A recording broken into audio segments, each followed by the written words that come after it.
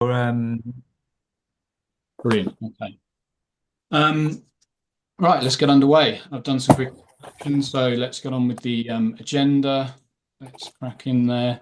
Um, yeah, I'm going to be starting off the first part of the talk, just to introduce the Big City Butterflies project, and then share some of the analysis that we've been working on with the butterfly records and look at how butterflies are faring.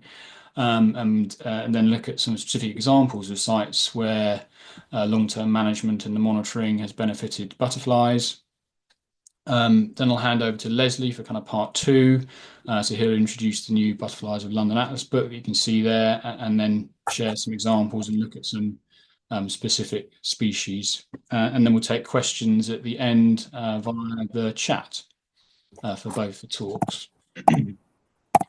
Just a bit of background. As I said, I'm Steve Bolton from Butterfly Conservation, and I've been the conservation officer on the Big City Butterflies project for the last 4 or so years, which is a Heritage Lottery funded project focusing on inner London, working to inspire Londoners to discover butterflies and moths and connect them with nature. So we've worked with lots of different partners across those inner London boroughs and worked with the butterfly conservation branches that you can see the colour coding there. And they've helped support and steer the project and have members and volunteers that we've been working with.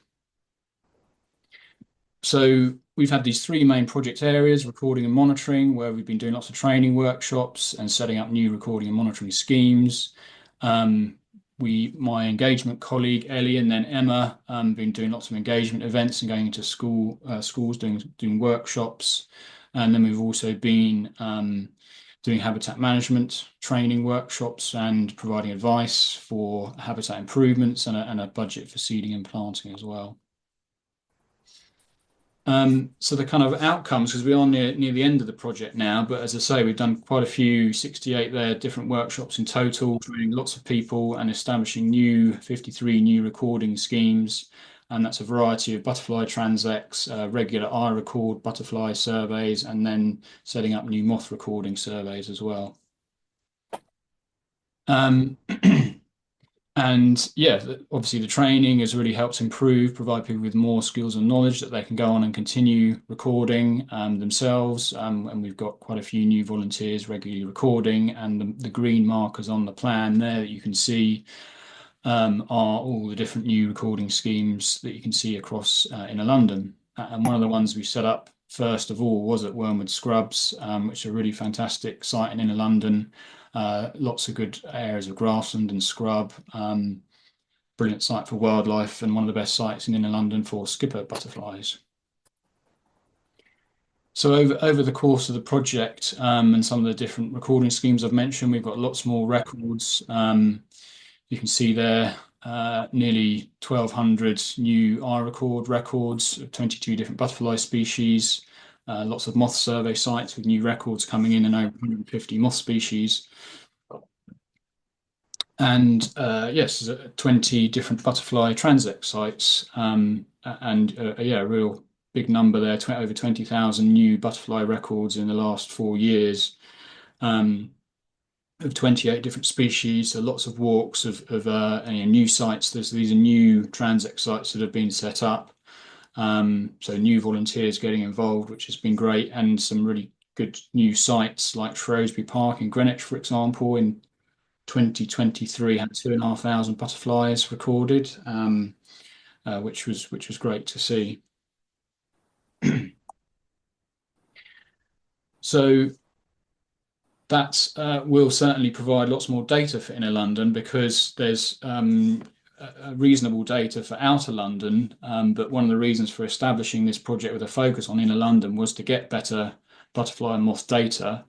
And that will help contribute to a better understanding of how butterflies and moths are faring, particularly as we get more and more data over the years. That's when the trends become a bit clearer when you get multiple years of data.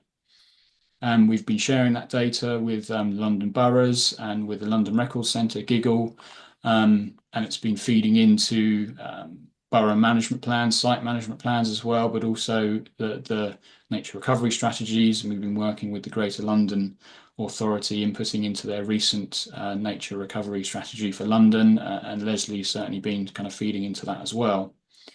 We'll also be developing our own butterfly conservation in a London landscape plan, which will help provide some focus on some priority species and priority actions across the landscape, and also lots of opportunities for working with different partners and different stakeholders as well.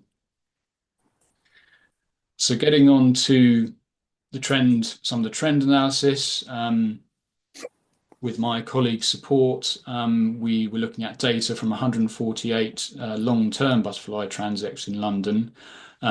So the key there is for some of those transects to have been established and to have been regularly monitoring for at least 10 years, up to and over 20 years, because as you may know, butterfly numbers naturally fluctuate year on year.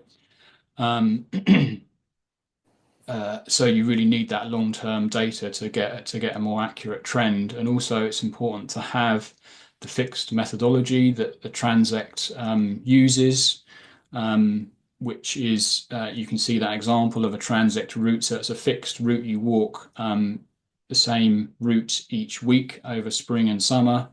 And you just record the butterflies that you see within a sort of 5 meter box or 2.5 meters either side of the transect as you walk around the site.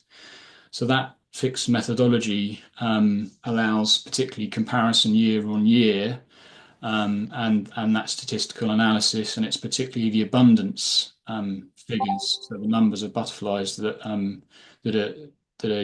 used when looking at the transect data. So as I said, it's important to have a good number of years, and so we don't have that for all species. And yes, I should be clear, this is looking at Greater London as a whole. So all the transects within Greater London and Inner London, where we had sufficient data, and it was primarily the wider countryside species that provided enough data on enough sites to be able to do the analysis. And that analysis, as it says there, is from 2000 to 2022. So as I said, we didn't have enough data for some of the perhaps the more rare or scarce species, and particularly the habitat specialist species. So we haven't been able to include those in the analysis. But we know from some of the records that are coming in that brown hairstreak, for example, is spreading into London, which is great to see. So there are some positive trends, within some of that data, but some of those species are more scarce, and just the numbers, there's not sufficient numbers to allow that more in-depth analysis. But green hairstreak is another one that's popping up on some new sites and in sites in Inner London. Chalk-Hill blues in some good numbers and increasing in some of the outer London sites, and Silverwash fritillary is another one where we're beginning to get more and more sufficient data, and should be able to do better analysis in future. So this table shows that percentage change in abundance for those butterfly species. Those are the wider countryside ones that I mentioned, the 22 species. From 2000 to 2022, arranged by the biggest or most positive percentage change on the top, as you can see with marbled white, the biggest increase in abundance, and at the bottom there is Essex skipper, which has had the steepest decline. So it's complicated in terms of the reasons why these species are changing, but certainly climate change is a big factor, and particularly with marbled white, that massive increase of over 1,500% is a strong link with climate change, partly because that species likes drier, warmer habitats and used to mainly frequent some of the chalk grasslands and the sort of south-facing warm chalk grassland sites. But that is now spreading into more Inner London sites and across London with a warming climate. Brown Argus, that you can see quite a significant increase in abundance, and we think that one maybe adapting and using different food plants, for example, of the geranium family, not just dove's foot cranesbill. Um, and it could also be linked with climate change, and there's a number of others there that could well.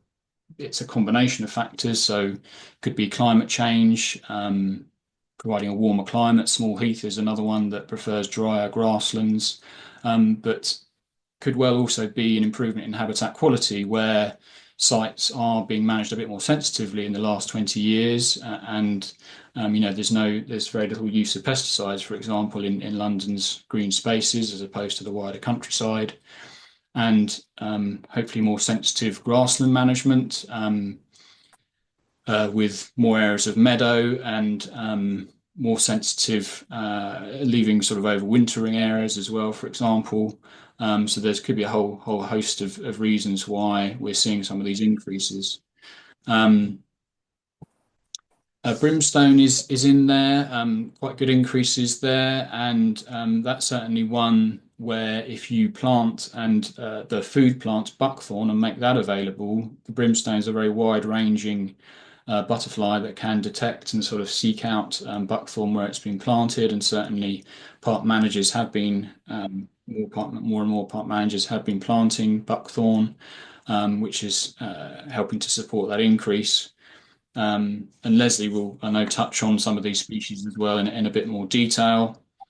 Good to see common blue increasing, and again, could well be with more meadow habitat and the cut and collect management that supports an increase in habitat, meadow habitat quality with the food plant bird's foot trefoil. Could be helping support an increase there. There's and similarly with meadow brown, with more areas of long grass that councils are leaving, and more meadow areas. So then there's a number of species that are relatively stable, and then we've got a number of species that are declining. Speckled wood declining by 40%, which is interesting to see. And Leslie's going to talk a bit about the distribution there, which I think is increasing. Small Essex skipper, they can be difficult to monitor and sort of identify and tell apart, which can have an impact on some of the monitoring practices. But we think there probably is a bit of a wider trend there for decline, and that species is particularly sensitive to cutting regimes and needing overwintering habitat left long grass over winter, and potentially, as I say, it needs more research, but potentially that could be a factor in why it's might be declining with more cutting and not enough overwintering habitat. But yeah, so it is a good news story. Just going back, because more species you can see there are increasing than decreasing, which generally sort of bucks the wider trend where we tend to see more species declining than increasing, and that sort of positive trend is shown overall in this graph, which is a combined indicator for the 22 species, and it shows a modest increase of 14%. In abundance of those species over the last 22 years. So yeah, there is an increase over that time in butterfly abundance, which is good news. And if you compare that to the trend for England, for example, that trend for England as a whole is relatively stable for those wider countryside species. So London is sort of bucking the trend there in terms of showing an overall increase in these species, which is good news. Then additional analysis looked at butterflies for new millennium data. So that's things like the R record data that I mentioned, big butterfly count, and the garden butterfly survey. And those are used to calculate distribution trends, which is which species are where, as opposed to more the abundance trends and the kind of butterfly numbers. But again, it's the same species, and because that's particularly the ones that we had, again, for sufficient data to do the analysis. And again, the trend given is percentage change over that time period. And the table again is arranged by the sort of biggest positive trend at the top and the decline at the bottom. And it's a similar species, although ringlet has pipped marbled white to the top. So good to see that one expanding kind of into London more from the outskirts, and Leslie's got some maps to show us which can show that a bit more. And good to see again on this particular table you can see alongside the London trend we're also showing the England trend just as a comparison. So you can see for small heath, small copper, and common blue, they've all got positive distribution trends spreading to more sites in London, whereas in England as a whole, they are reducing in distribution. So again, good to see it sort of bucking the trend. So yeah, I won't dwell on that too much because Leslie's got some quite useful maps we can look at and some of the individual species that can compare the distribution from the 1980s, say, up till now. So that'd be useful to look at. And yeah, obviously just sharing a few images of some of the butterflies I've captured all different sites in inner London. So this is more distribution trend analysis and picking out individual species over time. So this is displaying the estimated occupancy index, which can be thought of as the kind of proportion of the Greater London area occupied by the species per year. So, for example, the small heath that's shown there, starting off in 2001 or two, at roughly sort of 12% occupancy, or 12% of the kind of Greater London area. But then over time, we can see that change up to 2020, where it's sort of nearly doubled and occupying more like 25% of the London area, with an increase of 86% over that time. On the other end of the scale, Essex skipper has declined by 21%, but it is occupying a bigger area or more area within London, which is good to see, starting off at nearly 75% back in 2001, but declining down to just less than 50% in 2020. So we have, as I said, fed a lot of this data into different partners like the Greater London Authority, and that's helping feed into their local nature recovery strategies, and will help target, which species we should be looking at and prioritising, and begin to think about what actions might be needed to support species that are struggling.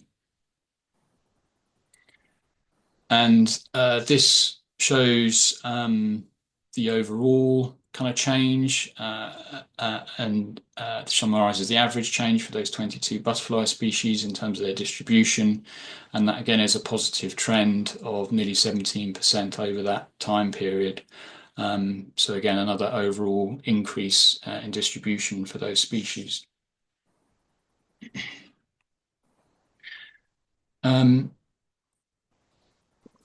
So hopefully that gives you a bit of an insight into some of the most recent analysis. Obviously, there's more work that needs doing. I thought it'd be useful just to highlight some of the sites that have had long-term butterfly monitoring and some of the work that's happened there and some of the kind of increases. So useful to look at Tower Hamlets Cemetery Park in Tower Hamlets, owned by Tower Hamlets, but managed by the Friends Group, a very active and knowledgeable Friends Group. And they've been managing the woodland there for quite some time, removing things like sycamore and replacing them with more native trees.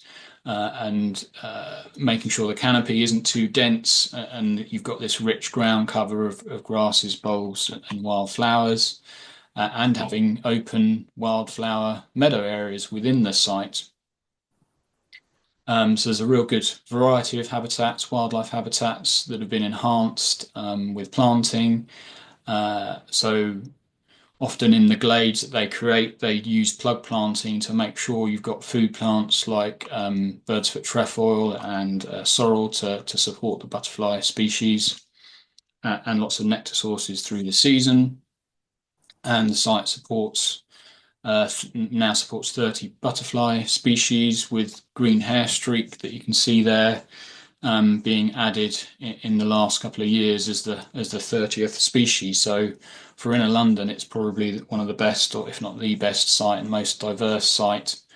And the kind of habitat, as well as the kind of woodland and the open woodland, you can see this kind of more open mosaic habitat in the image, which are really valuable for wildlife and for butterflies. And then they further enhanced that because that flower-rich patch you can see is some habitat creation where they brought in some crushed concrete and some chalk and seeded it with different wildflowers, including kidney vetch that you can see there, which is the food plant for small blue butterfly, a kind of priority species that has been recorded on that site previously. So they're helping support a rare priority species on a site in inner London, which is great to see. So yeah, they have been monitoring, doing the butterfly transect since 1996, and as I mentioned, with the brimstone, they've been planting buckthorn, the food plant of the brimstone, and they've now got one of the highest numbers of brimstone in London, and do lots of guided walks as well, and show people, and including showing them the caterpillars in spring on the buckthorn shrubs, which is good to see. Yeah, there's good numbers of common blue and meadow brown for a central London site. So there's good abundance and diversity. And just to highlight, this sort of shows some of the transect data for that particular site. So going back to 1999 when the transect started, you can see this is one of the benefits of that long-term monitoring. You can see that overall, you can see a fluctuation obviously between years, but you can see you can add a trend line, so you can begin to see over time if the particular species are increasing or decreasing or stable. So small white is the blue line there, which has increased quite significantly over that time period. And yes, they've certainly been planting small white caterpillar food plants to support breeding small white and help increase the numbers. And providing the nectar sources as well, of course. And then brimstone that I mentioned is shown in red there. With the trend line, so you can see over the time that is certainly increasing on that site.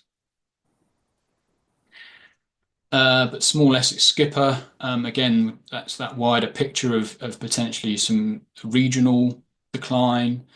So not necessarily an issue with the site itself, but certainly something to be aware of and to make sure, for example, that you do have sufficient longer grass and overwintering grass for the caterpillars which overwinter in the kind of dead grass, in the long grass. But overall, the butterfly numbers over that time period as a whole are relatively stable on that site. Just to mention then, just another site as an example, Hutchinson's Bank Nature Reserve, which many of you may be familiar with, quite a well-known butterfly site in Croydon. And it's owned by the council, but managed by London Wildlife Trust, and again, another active friends group that have been doing some great work there. It's particularly clearing scrub and restoring the species-rich short grasslands since the 1980s has been the kind of focus for the management there. And the Friends group in particular have been actively managing for butterflies and monitoring the butterflies. again with food plants and nectar sources, and have over 35 species on that site. And conservation grazing and mowing is an important tool to help kind of restore those chalk grassland areas. And it helps control grass growth, keep some of the coarse grasses down, and provide space for wildflowers and support wildflower diversity.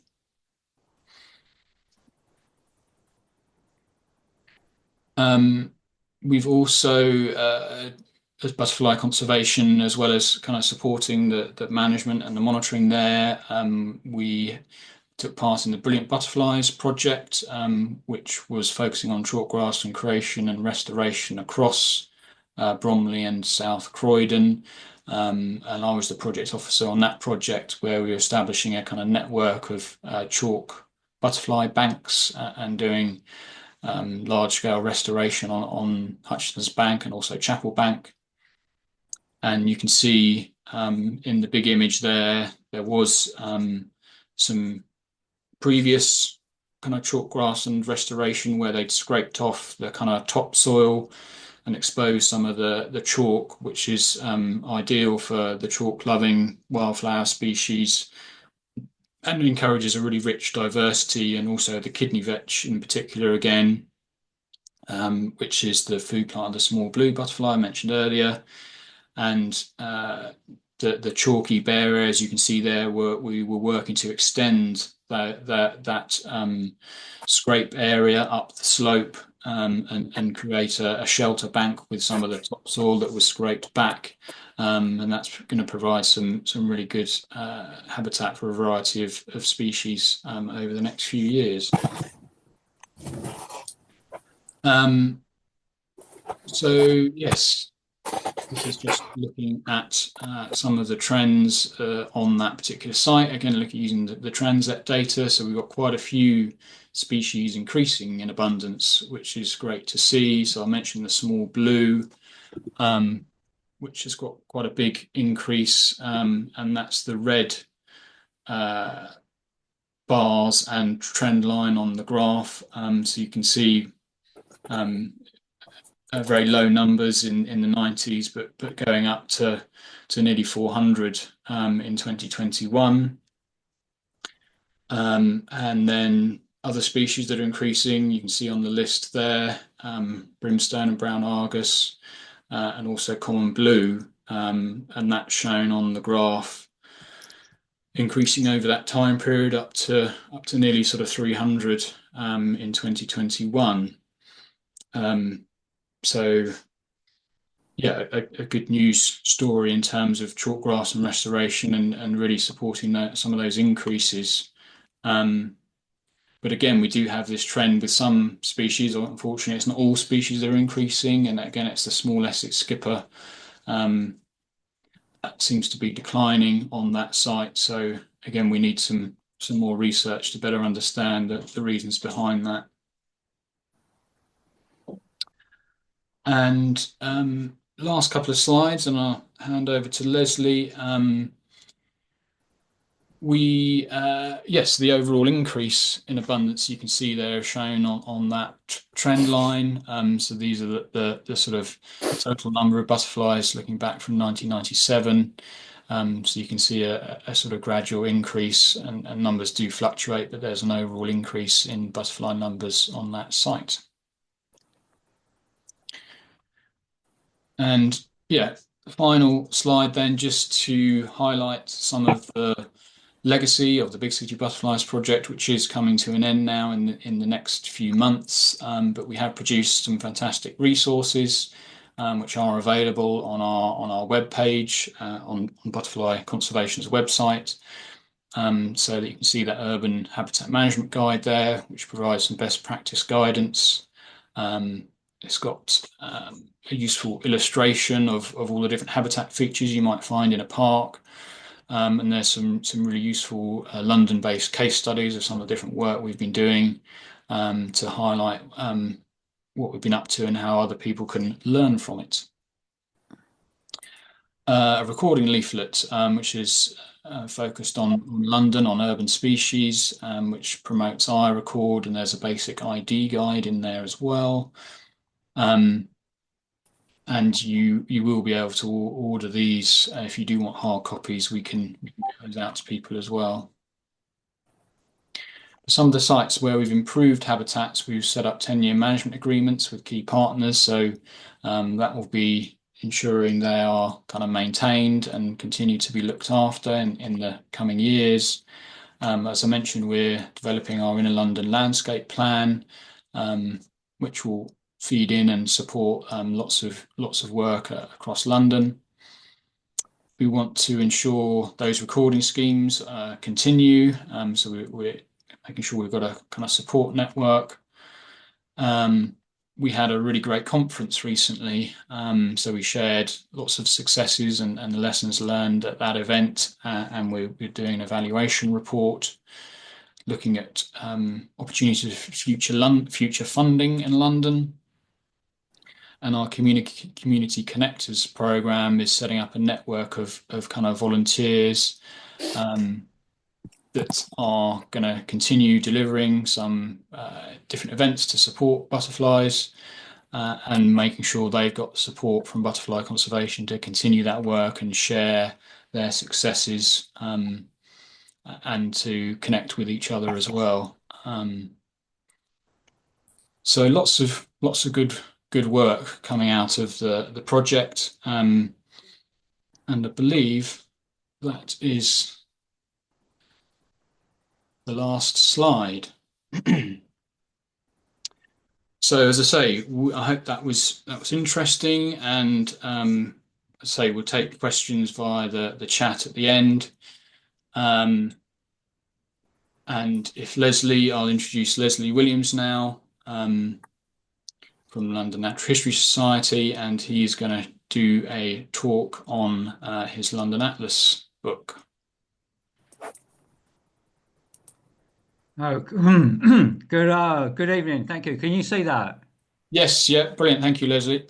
Good. Thank you. Thanks. So this is it's about butterflies, obviously, about London, obviously, and about you, in as much as thank you to all those who have participated in the surveys and the conservation work and other aspects for butterfly conservation over the last few years. And looking to the future, there's lots of opportunities to do more for butterflies going forward. So I'll start with a very brief introduction to the London Butterfly Atlas project, which is organised by the London Natural History Society. And this, going back to its predecessor in the early 1980s, there was a survey of the London area, as the London Natural History Society call it, more on that in a moment. And the survey ran for 6 years from 1980 to 1986. And it was the first time in London that there was a distribution maps for the butterfly distribution were produced. Prior to that, there were just text comments like meadow brown found in Middlesex or marble white in Kent and so on. So this was the first mapping exercise, and it was done on a tetrad basis, which you're probably quite familiar with, 2 by 2 kilometre squares. Now the London area, as the London Natural History Society now, is a recording area which has got a 20-mile radius from St Paul's Cathedral, which translates as a stepped polygon of tetrad, stretch out way into the area beyond London. And if I just show you that on the map on the left-hand side, can you see the cursor moving around? Yes, yeah, yeah. Yeah, good. Yeah. So you're obviously familiar with Greater London, but the step polygon goes out to Hertfordshire, Essex, Kent, Surrey, and a slither of Buckinghamshire. So it's quite an area, but it doesn't seem to have a very easily understandable boundary if you're trying to work out where these lines are actually on the ground. And but you can see here this from an illustrative point of view, it does help to show the distribution of butterflies in London and with that in the surrounding area. And this one is for the orange trip for 1980 to 1986. Now, for the current survey, I want to say the current survey, the survey which was run by London Natural History Society and others in 2015, 2019, we decided to focus on Greater London, bearing in mind that although some might consider that the boundary to be arbitrary there again, but at least it was an understood administrative area. And also, it meant that we could focus more on the urban aspects of London as an ecological area, which was more London as we know London rather than including the Shire counties beyond. So, where do you start surveying for butterflies in London? Do you start in central London, where there are butterflies, certainly, but it's not always the habitat is not always that conducive to finding species, or do you step back a bit further out, for example, into Lambeth and Norwood Park, and you can see that a lot of London is actually quite well treed. There are habitats such as railway cuttings and railway embankments. There are gardens for residential areas. There's a nature area in the park with long grass. So it's quite wet habitat being introduced into these areas and is available. And as you also probably know, London has approximately 1,600 sites of importance for nature conservation. And if you're trying to do a London-wide survey, then trying to visit as many as possible is very worthwhile in terms of trying to establish the distribution of the species that you're interested in. But this survey was not just about the sites of importance for nature conservation. This was about London as a whole. So it also included residential gardens, areas of warehousing, areas alongside the Thames, the edges of Heathrow Airport, and other areas. So, do you see the full screen there with the two maps on either side? Yeah, yeah. That's good. So to start with the small white, because that's a fairly easy one to understand. It's a fairly ubiquitous species. That was the case both in 1980 to 86, and it's the same in 2015 to 19, and we take that to the current day. There's a few gaps on the map. Obviously, with a species like these, which are common and widespread over London, there's obviously inevitably some squares that are missed here and there. But I think we can assume that this species occurs throughout the whole of London. And then there's the wall. Now the wall was in this map of the early 1980s. You can see the wall was less common in South London than in North London, and as we secretly found out, there was a sort of like a wave of decline of the species coming up from southern England and working its way northwards, and that obviously affected southern London before the north of London, and uh, in the early 1980s, the war was widespread in London, not particularly abundant, but it was widespread. You could expect to see it in a large number of areas, and it was appearing on the transects. There were good numbers, and we were monitoring it through the 1980s into the early 1990s, and then this happened.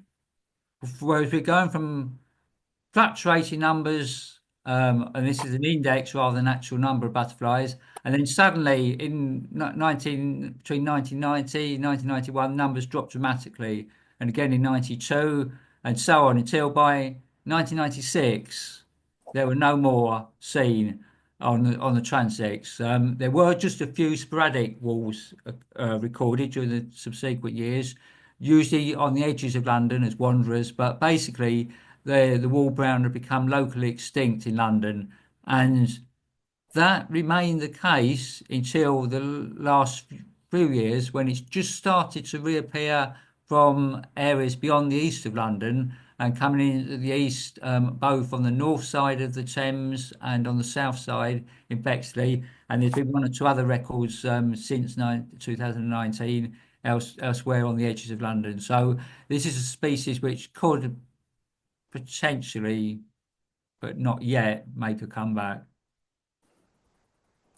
Speckled wood, now common throughout London, but that's not always been the case. If you go back to the um, early 1980s, it was quite common and abundant in the south of London, but it was only very sporadic in the north of London, and it was quite interesting to see the speckled wood come in and start appearing in local woodlands where it had previously been absent. And to give an illustration further on that, we look at the transect data. This is for Hampstead Heath, and you see here the Hampstead Heath transect started in 1978, and you see there's virtually no speckled woods except for one in 1982 until about 1987, and then it's established a population, and it was fluctuated obviously year after year in our following from that, but it wasn't present in at Hampstead Heath and over much of North London previous to that. Then the gatekeeper. The gatekeeper was an interesting butterfly because in the early 1980s, they had this sort of circum-urban distribution. It occurred in the counties around London, but it didn't seem to go much into London. And there was some areas, quite a few boroughs, where, for example, there were no gatekeepers recorded for the 6 years of the survey in the early 1980s. And as I expect, most of you will probably realise the gatekeeper is now much more frequent and abundant. And again, we go to Hampstead Heath, you can see even at Hampstead Heath, very few gatekeepers until they established in about 1993, and then take off. And you can see now you've got distribution, which are more or less, and I think it will require in many of those other squares where there's apparently a gap. The ringlet.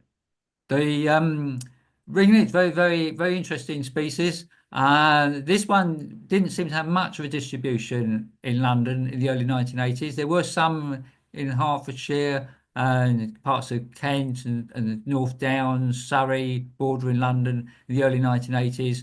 And then it wasn't until quite recently that it spread dramatically. And that was actually possible to see that during the time of the 2015 to 2019 survey. And again, we go to the graphs, you can see Hampstead Heath again. And I mentioned here, Hampstead Heath is London's longest running transect, started in 1978. And you can see not a single ringlet until 2009, and then it's established. The ringlet's also quite interesting. It's one of the few British butterflies that seems to fly as an adult in drizzle. Whereas most butterflies have disappeared with the slightest rain. It sometimes comes indoors at night to roost either on the windows or on the painted plaster. So it's one to watch. Marble white, absolutely fantastic butterfly, or like a flying chessboard. It has a preference for dry grasslands. Um, and the, again, this was one that took some time to come into London. And as Steve has mentioned, it's been an increase. And these two contrasting graphs here, you've got Horsenden Hill, which is in northwest London, and you can see it's established here about 2007, having not been on transit previously, although the transit here only started in 2005. But look at Riddlesdown. Now, Riddlesdown is in the south of London, and on the chalk, and you would have expected the ringlet would have been one of the first species to occur there. In fact, it did. It was actually near or very near that on the maps of the early 1980s, but it wasn't until again about the same time as it started increasing at Horsenden Hill in northwest London that it started increasing at Riddlesdowns too.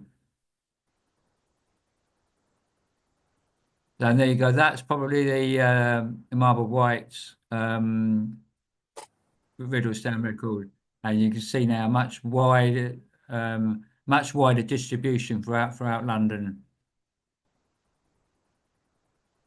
So moving on to the brown Argus, one of the blues, and this one was photographed in northeast London, Ilford, and in the early 1980s, you've got this distribution which is very sporadic, corresponding to the North Downs. And if you look at the plant map of the time, this just shows the distribution of the common rock rose, which was its larval food plant. And the two have got a lot in common, obviously, in terms of both distribution and the brown Argus's use of the common rock rose. But what happens now this distribution over much of London, which has occurred in the last few years, and it's obviously not using common rock rose, and it seems to have jumped in its food plant preferences, maybe due to climatic change, and that's tempted it to explore more areas. But in doing so, it found itself without the common rock rose, so it looked at other members of closely related species or members of the geranium family.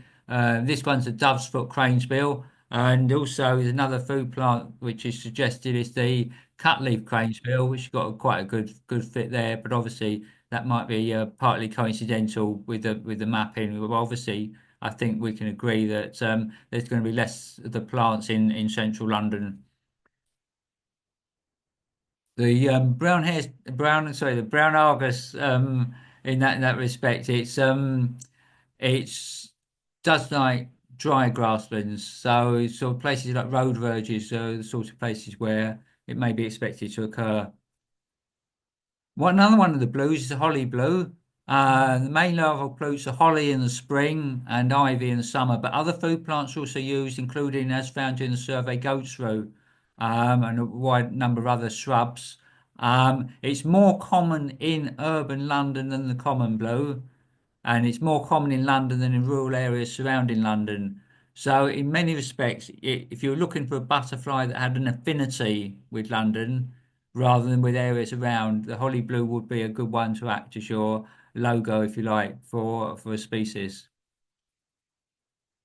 The Red Admiral is one of the migrants. It's a very good navigator, flying large distances from continental Europe to Britain. And this one stopped to study one of those Transport for London GLA maps on the roadside before it moves on to another area. It's now spending now more often breeding was overwintering in London than it did during the early 1980s. There were no records in the early 1980s of overwintering, but that is now quite a common occurrence. Small tortoiseshell.